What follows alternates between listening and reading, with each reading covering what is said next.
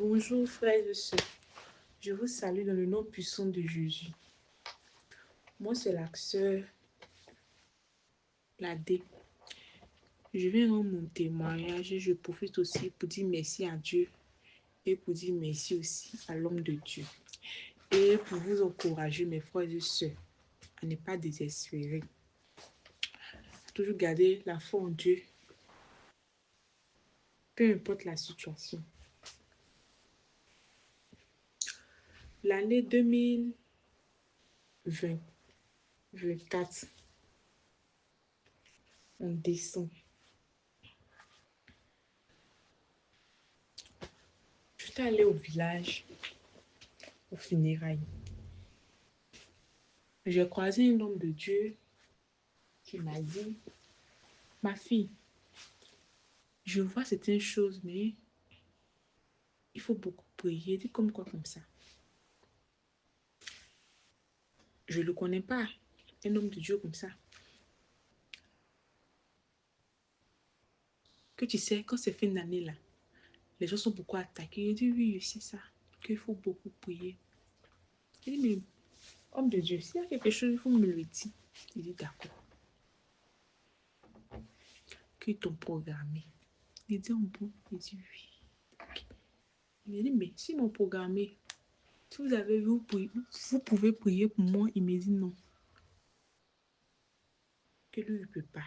Il était honnête avec moi. Hein.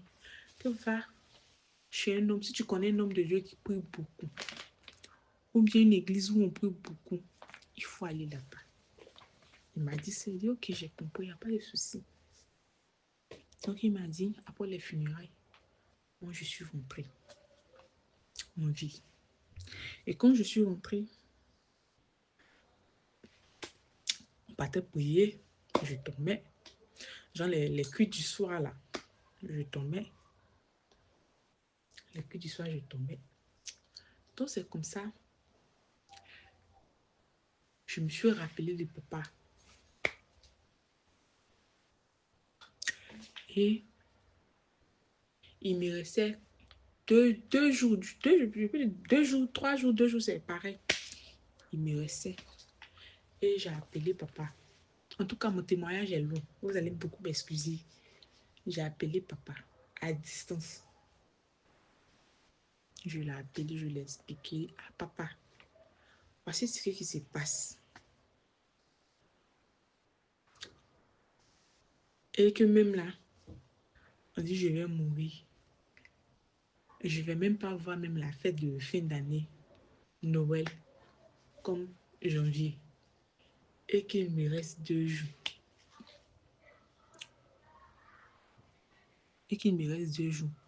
Et en dehors de ça aussi, il y a une de mes grandes soeurs qui m'a appelé pour me dire, il y a un homme de Dieu qui a parlé. Que, on dit non que il aura des réclamations de famille, que tu vas perdre la vie. Puis voici ce que moi, ils m'ont dit. Moi, ils m'ont dit aussi les mêmes choses. Il dit, bon, je vais appeler l'homme de Dieu que je connais. C'est vrai, je ne l'ai jamais vu. Hein. Je ne l'ai jamais vu. Donc, c'est comme ça. Je rentre en contact avec papa. Et il prie pour moi. Et quand il prie pour moi, il me dit, oui, effectivement, ma fille, il reste 2 jours, t'ont découpé même. Il m'avait déjà fait en soupe. Et papa a prié pour moi. Et il a prié pour moi. Il a prié pour moi. Il a prié pour moi. Il a prié pour moi. La personne qui était dans les dimensions avec moi, la même. Quand il a prié, la petite a commencé à vomir. Elle a commencé à vomir, elle a commencé à vomir, elle a commencé à vomir, elle a commencé à vomir. Et quand il a prié pour moi, je ne peux pas mentir. Même 5 fois, il ne m'a pas demandé. Pour dire non, ma fille, il faut faire ceci, il faut faire cela. Non. Il a juste prié pour moi. Il m'a juste demandé, tu as le sel là-bas, avec l'huile d'olive. J'ai dit oui. Oui, papa. Il a prié. J'ai fait mon pain. Et quand il a prié pour moi, tout s'est bien passé. Et tout s'est bien passé. L'année 2025, nous sommes rentrés là. Comme on le dit chez nous, les Ivoiriens, les sorciers, les donnent travail aux gens. Eux, ils ne se fatiguent pas. Ils m'ont programmé encore le 23 de ce mois. Le mois d'août, nous sommes en train de finir là. On m'avait programmé. J'ai appelé papa. Je dis, ah papa, voici ce qu'on me dit encore. Les hommes de Dieu, qui m'ont programmé encore pour le 23 de ce mois. Là, la même, j'avais peur. J'avais peur. J'avais peur. Faut pas que je vais mentir. Premier, là, j'avais pas peur comme ça, mais pour deuxième fois, là, j'avais peur. J'ai dit, ah Seigneur. Encore moi, je les ai fait quoi? Moi, une jeune fille comme ça, pourquoi moi? J'ai appelé papa. J'ai dit, papa, voici ça. Ils m'ont programmé encore pour le 23. Papa a prié pour moi à distance. Il a prié pour moi à distance. Il a prié. Il a prié. Il a prié. Parce qu'à fait des 23 là, on dit non, soit c'est moi, mais c'est la personne. C'est facile là, j'ai tellement peur. Ah, papa. Les autres hommes de Dieu me disent que moi, de me rendre dans le coin. Il y a quelqu'un qui me dit, il faut partir. Il y a quelqu'un qui me dit, non, il ne faut pas partir. J'ai appelé papa. Papa dit, non, ma fille, il ne faut pas te rendre là-bas. Il faut rester. Il faut avoir confiance en Dieu. Il faut avoir confiance en moi. Il dit, ok, papa, il n'y a pas de souci. C'est pas les rires, papa, popo. Non, il n'a pas fait tout ça là chez moi. La prière qu'on connaît qu'il fait là, c'est ce qu'il a fait chez moi. Papa a prié. Et que quand papa a prié là, 23 n'est pas encore arrivé. Actuellement, je suis enceinte là. 23 n'est pas encore arrivé. On allait du feu. Un bon matin, je me réveille. Je dors, je fais des cauchemars. Que ma grossesse est gâtée. Et je me réveille de 4 heures. Je précise de 4 heures. Jusqu'à 14 heures. J'ai mal au ventre. Mon ventre me fait mal. J'ai mal au ventre. Comme si mes monstres venaient venir. J'ai mal au ventre. Mon ventre me faisait tellement mal. Ce jour-là même, l'homme et mon partenaire n'est pas parti au travail. J'ai dit non, je ne peux pas partir à l'hôpital. Parce que je suis partie à l'hôpital là. Je ne me portais pas bien avant ça. Avant que le 23 n'arrive, je ne me portais pas bien. J'ai fait plus de 4 examens. On dit il n'y a rien. Pourtant, moi-même, ça ne va pas. 4 examens. Le sachant me dit non, qu'il n'y a rien. Il n'y a rien. Tu te portes bien. Voici tes examens sont sortis, il n'y a rien. Il dit mais je ne me porte pas bien. Dans mon corps, ça ne va pas, j'ai vertige.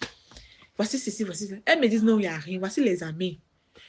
D'habitude, quand je m'en vais à l'hôpital, s'ils m'ont rien prescrit, si médicaments, là, au moins cela, 33 000, 35 000 francs. Mais quand je suis partie, ils ont fait l'examen. Je m'attendais, et c'est facile, au donneur de c'est facile, là, ça serait 1 million. La sage-femme me regarde, elle me dit, madame, tu n'as rien. Je dis, bon. Elle dit, oui, tu n'as rien. Je dis, oh, Afla devient sérieux. Elle veut me donner encore l'examen. Vous partez faire, ça là, l'examen ne peut rien faire. Je vais appeler papa. J'ai appelé papa, j'ai expliqué à papa. Papa dit, il faut rentrer à la maison. Je suis rentrée, il a prié pour moi. L'examen confirme qu'il n'y a rien. Papa a prié. À chaque fois qu'il prie pour moi, je me retrouve. Il n'y a pas de problème. Et mon ventre, maintenant, je reviens sur mon ventre. Mon ventre me fait mal. Mon ventre me fait mal. Mon ventre me fait de 4 heures. Hein. 4 heures à 14 heures. Mon ventre me fait très mal. Très mal. J'ai commencé à pleurer mon ventre. J'ai dit, mais c'est quoi ça là? Et Dieu. C'est quoi ça là? Donc c'est comme ça. J'appelle papa. Il dit, même, ce n'est pas des prières de 3 heures.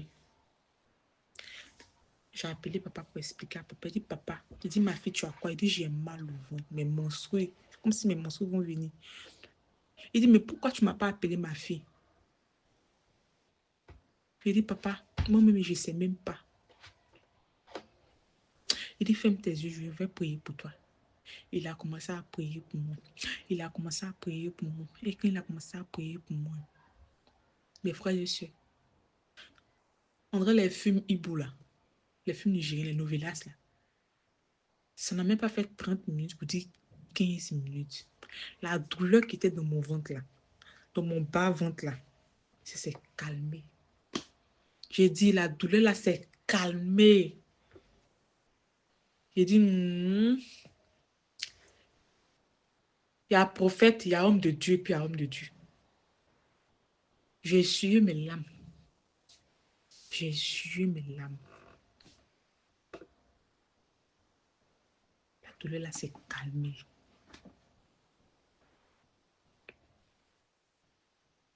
Malgré les prières que papa faisait pour moi, il ne m'a jamais dit ma fille. Nous, la main, on va dans les coins où on dit, il faut faire ceci, il faut faire cela. Quand il y a la vérité, il faut le dire. Il a prié pour moi, là. Mon ventre s'est calmé, il ne m'a même pas dit, il faut faire ceci, il faut faire ça. Non. Il m'a juste dit, merci Jésus. Et j'ai répété, merci Jésus.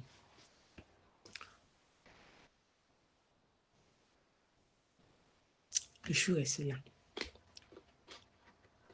Le 23 arrive. La nuit du 22 au 23.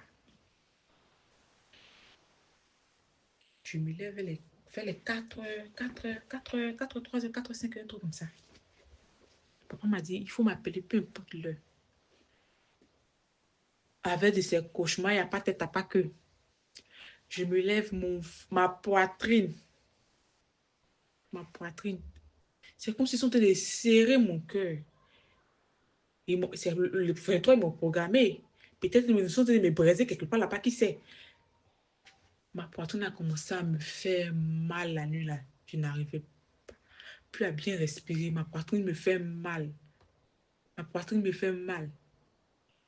Comme Dieu m'aime et Dieu n'abandonne pas ses enfants là, j'ai pas d'unité. En même temps, j'ai envoyé un message à papa. Et il m'a répondu. Il m'a appelé en même temps. Il a prié pour moi. Et quand il a prié pour moi, la douleur a passé. Mon partenaire même me regardait comme ça. Il dit, mais poitrine qui faisait mal, la prière dont fait là, ça a passé. Il dit, t'es pas de quelque chose, prière là. Ça a passé. J'ai bien dormi comme un bébé. J'ai bien dormi comme un bébé. J'ai bien dormi comme un bébé. Le 23, je me suis réveillée, j'ai dansé, j'ai dit merci à Dieu. J'ai appelé papa pour lui dire merci. Le 24 aussi, papa m'a appelé. Papa, ma fille, aujourd'hui est que. Il dit, papa, aujourd'hui est 24, t'es comme ça.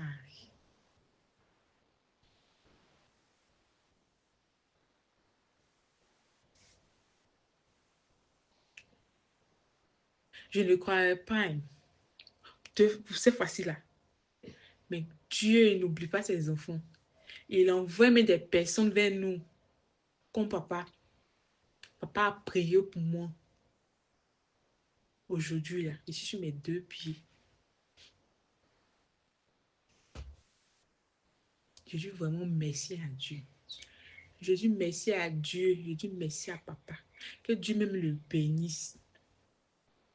Sinon, si ce n'était pas lui, si ce n'était pas Dieu, du moins je vous parle là, depuis l'année passée, ils allaient parler de moi au passé.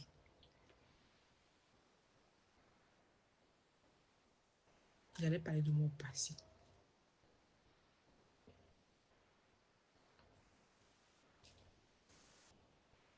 C'était mon témoignage.